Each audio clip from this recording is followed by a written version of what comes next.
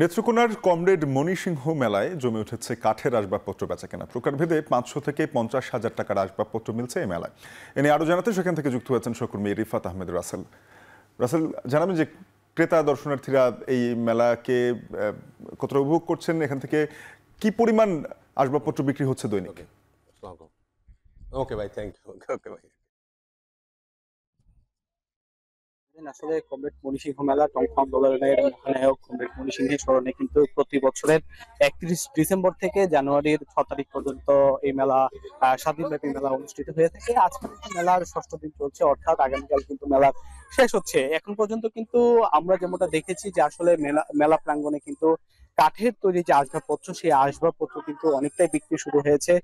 মূলত কিন্তু এই মেলাকে আসবাবপত্রের মেলা বলা হয়, কারণ এখানকার যে যারা নিম্ন আয়ের বাসিন্দারা রয়েছেন বা স্থানীয়রা রয়েছেন, তারা কিন্তু প্রতি বছর এখানে অপেক্ষা করেন যে আসলে মেলা শুরু হলেই কিন্তু তারা এখান থেকে বিভিন্ন কাঠের তৈরি আসবাবপত্র ক্রয় করেন। এই বছরে কিন্তু আমরা দেখেছি যে আসলে দেশের বিভিন্ন স্থান থেকে, বিশেষ করে শেরপুর, রাজশাহী, রংপুর সহ বিভিন্ন স্থান থেকে কিন্তু বিক্রেতারা তাদের বিভিন্ন কাঠের তৈরি আসবাবপত্র তারা এখানে নিয়ে এসেছেন।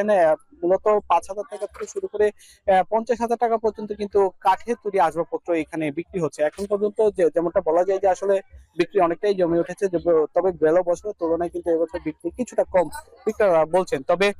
তবে শেষ সময়ে, আগামীকাল যেহেতু শেষ সময়, সেই সময় কিন্তু বিক্রি আরো বাড়তে পারে বলে মনে করছেন। সব মিলিয়ে কোটি টাকার বিক্রি হবে এমনটাই আশা করছেন বিক্রেতারা। তো এই ছিল আমার কাছে নেত্রকোনা থেকে সর্বশেষ।